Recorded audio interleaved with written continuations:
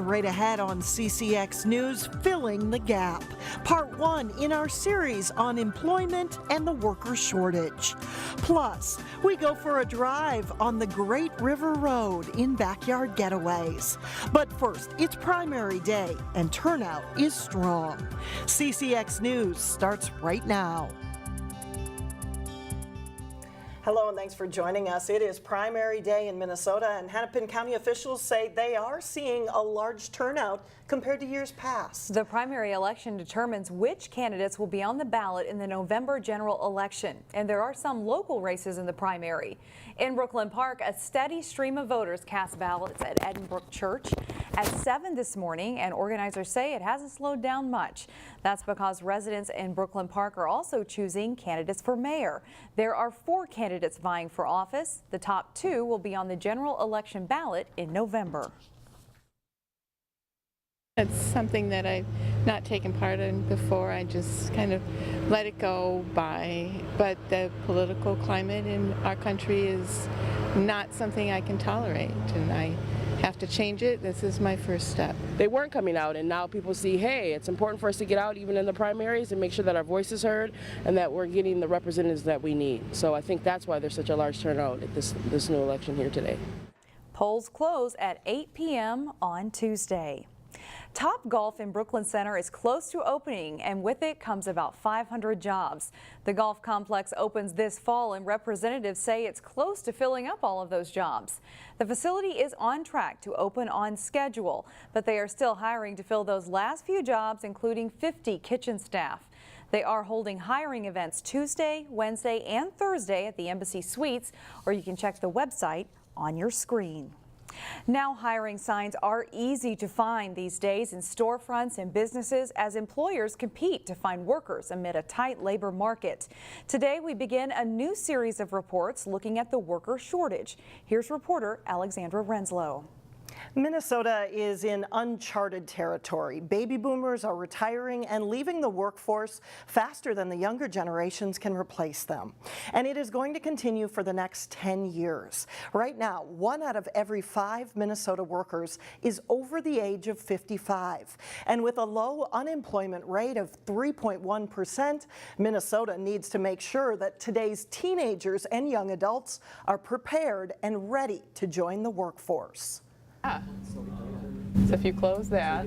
Close it? Yep. Okay. On the Maple Grove campus of Boston Scientific, So if you scroll down, you should be able to scroll over and see the rest of the columns. God-gifty Tay is working with engineer Laura Miller There you go. There we go. on a project for Boston Scientific's Process Development Department. We'll just go to single. Single. Yeah. A Fortune 500 medical device manufacturing company is not where you'd expect to find an 18-year-old. But for God-gift, this is one of her summer jobs. Knowing that I work for Boston Scientific, knowing that I work for these important people that change lives every day is not gonna, it basically shows me or gives me an idea of how to act, if that makes sense. It does make sense for this recent Park Center High School graduate to get experience in a corporate setting, but it also makes sense for Boston Scientific. One of our priorities is making sure that we are starting to invest in our future talent pipeline, and particularly for those STEM skills, which are so valuable for us in this industry. From corporate business to construction trades, industries across the state are struggling to find enough workers with the right skills. We're really at a point right about now, or over the next 2 years, where we're going to see the peak of that baby boom generation hitting 65, and that's going to continue until the tail end of that baby boom generation hits 65 in about 2029. So we still have 10 or more years to go here in which those demographic trends are going to create this worker shortage. Steve Hine with the Minnesota Department of Employment and Economic Development says an aging workforce combined with a low unemployment rate are fueling the worker shortage. Workers are going to be increasingly hard to find, and we need to take advantage of every worker we we have available to us, and that would certainly include looking at our younger workforce. Making sure the younger workforce has the skills employers need is where youth employment training and mentor programs like Brooklink come into play. We play the bridge between I hope to one day be an engineer and I can see I can be an engineer by going through Brooklink and getting an internship as an engineer in high school. Teaching teenagers key job skills like professionalism, networking, and social awareness is part of the mission of Brooklink. Since the program started in 2015, hundreds of teenagers from underrepresented communities in Brooklyn Park and Brooklyn Center, like God Gifty Tay, have earned paid summer internships through Brooklink. The range of internships is broad, but what matters the most is the foundational skills that young people go into these internships with, that we prep them with, right? Back to those skills like social awareness, planning for success, collaboration. These are essential skills that young people need to go into the workplace, but we also know they're transferable life skills. For Godgift, the paid internship at Boston Scientific is not her first job. She's worked at McDonald's, and this summer, she's working a second job at Target. It's been really impressive to see her work ethic, knowing that she juggles 2 jobs at the same time and puts in a ton of hours, and is really doing quality work for us. It's been so impressive, and I can't thank her enough for all the work she's done this summer. As Godgift heads to college this fall, a degree in computer science is on her radar, and she already feels a little more prepared. Eventually, like the experience that I gathered here, I'm able to use it and implement it in my near future. Meantime, supervisors at Boston Scientific intend to stay connected to Godgift and to that pipeline of young potential employees. We're actually starting to see some examples now where students who were teen Brooklyn interns are returning to Boston Scientific as a college intern. And so our goal is that as they graduate from college, they'll become a full-time employee. Maybe if I did this. Coming up on Wednesday, we will take a look at a new pilot program in the Robbinsdale School District where teenagers are being trained to become certified nursing assistants. It's a hard job to fill, and it's one that's becoming increasingly important with an aging population. Shannon? All right, thank you, Alex. Still ahead on CCX News, cruising the Great River Road in this week's Backyard Getaways. Plus, the Wayzata boys soccer team aims for a repeat after a state championship run last fall. But first, partly sunny with low 80s on Wednesday and a gorgeous Thursday to look forward to. We will be right back. This week in Backyard Getaways, it is all about the Mississippi River. In the first of a 2-part series on the Great River Road, Eric Nelson and photographer Dustin Scholl hit the road and discovered some river charm in the northwest suburbs. We began our journey in the suburban sprawl of Maple Grove, where quickly the scenery changed. In a Minnesota minute, we were on a dirt road, cruising past horse farms, antique cars, decaying barns, and acres of soybean fields. A couple miles later in Dayton, we jumped on the Great River Road, an iconic highway that follows the Mississippi River from northern Minnesota to the Gulf of Mexico. There are many cool spots in Dayton along the Great River Road, especially right here. This is where the Crow flows into the mighty Mississippi, forming a historic confluence of rivers. I do kind of like to trail along the river. Along the way, we bumped into Don Olson and his dog Bella at Cloquet Island Park. You know, this is a legendary river, and it's right in your backyard. Are you grateful for that? I sure am. For Don, the Mississippi is magical. For the beauty, get back to nature, see some ducks. I've seen deer out here, beaver. We hiked to the riverfront and got an up-close look at the muddy Mississippi. We spotted animal tracks, wildflowers, and a road map of tree roots. It was like a page straight out of Huck Finn. It's really nice. Travel the Great River Road and you will see incredible opulence, such as the Talbot Mansion in Otsego. Meanwhile, just a few blocks away in Dayton, this church is very special. there is a sacred structure with a historic past. I have been a member here. I was baptized here. I'm a 4th generation in my family to be here. St. John the Baptist Catholic Church is a Dayton landmark.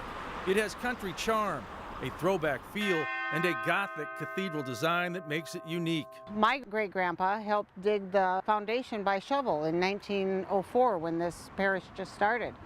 So it's very close-knit. Next stop, Champlin. The Mississippi River Trail also goes through Champlin and is popular with bicyclists. I just think it's really cool to be this close to the Mississippi River. Belinda Erdmans loves to pedal her bike close to a river that has plenty of mystique. I grew up in Michigan, so I always heard, about the Mississippi, and then when I moved here, I was like, oh, it's right here. Along the route through Champlin, we saw another slice of history. The former Dunning School is still standing and is visible from the Great River Road. In a very suburban setting, we also spotted Lake Minnetonka-like houses and birds putting on an aerial show as they navigated the Mississippi Flyway. I'm Eric Nelson, CCX News. Next week, Backyard Getaways brings you part 2 of the Great River Road series as they explore the Mississippi River in the Brooklands. It's like they were exploring there, Alex. Yes, great idea. I like it. Good job, guys. Up next, summer camp is all about safety in New Hope. But first, Champlin Park's volleyball team is shaping up as one of the best in the state. John Jacobson is in next with sports.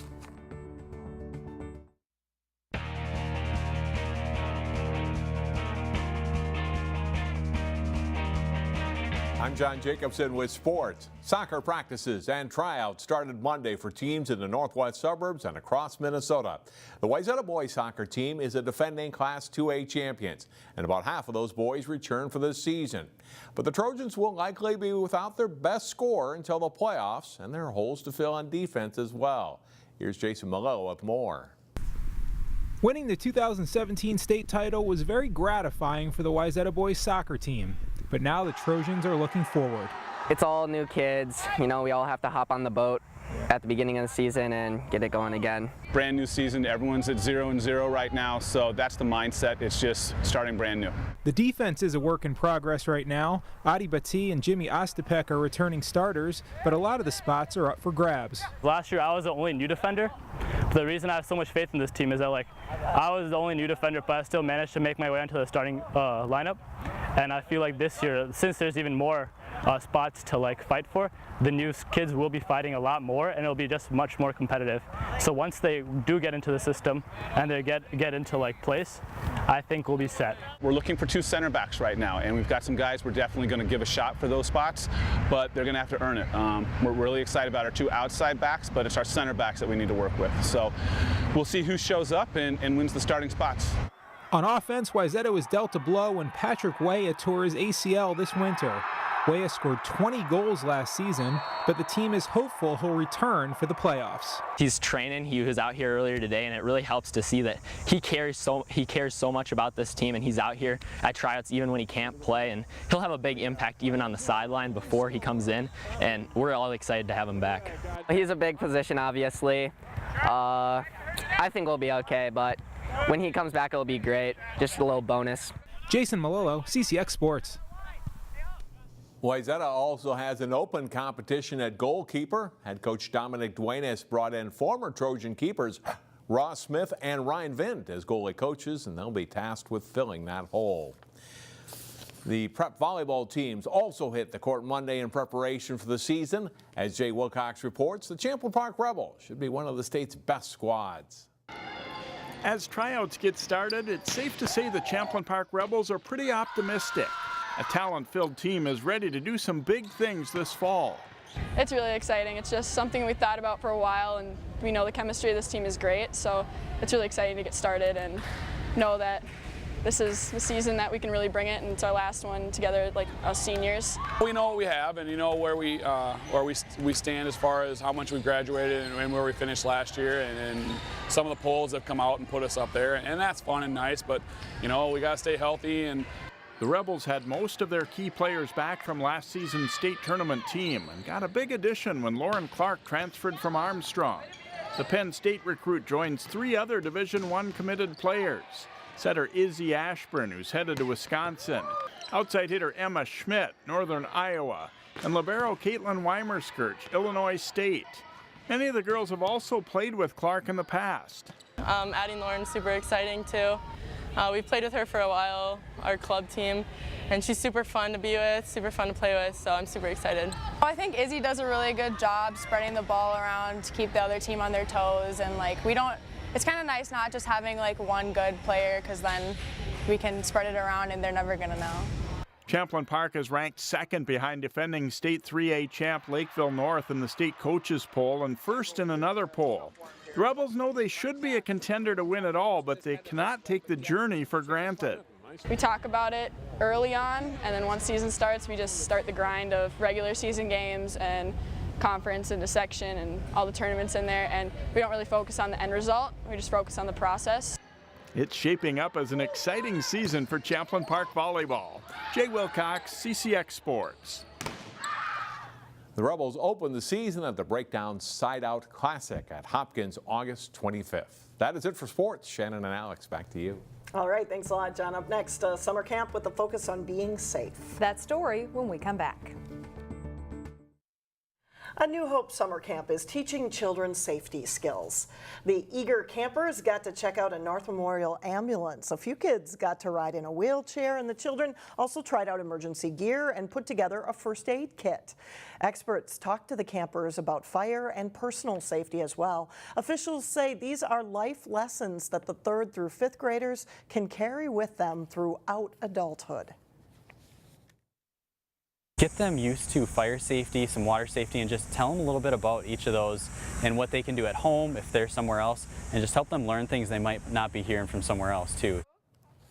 The camp runs through Thursday and is sponsored by the New Hope Parks and Recreation Department, police, and fire departments. I feel as though there should be an adult training camp for that. That would be very, very helpful. Yes. Absolutely. Or we could just go to summer camp too. Yes, exactly. I'd be okay with I'll that. vote Sign for us that.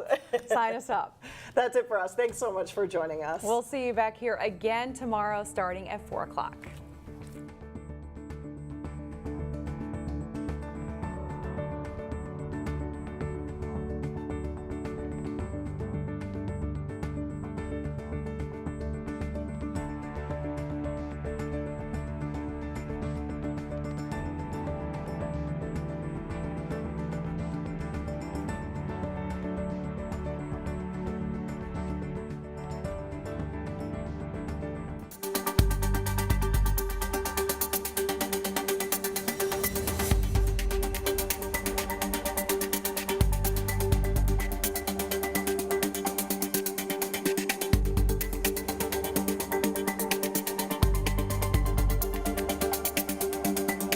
Local, even more local? CCX Media gives you the option to connect with your community on multiple levels.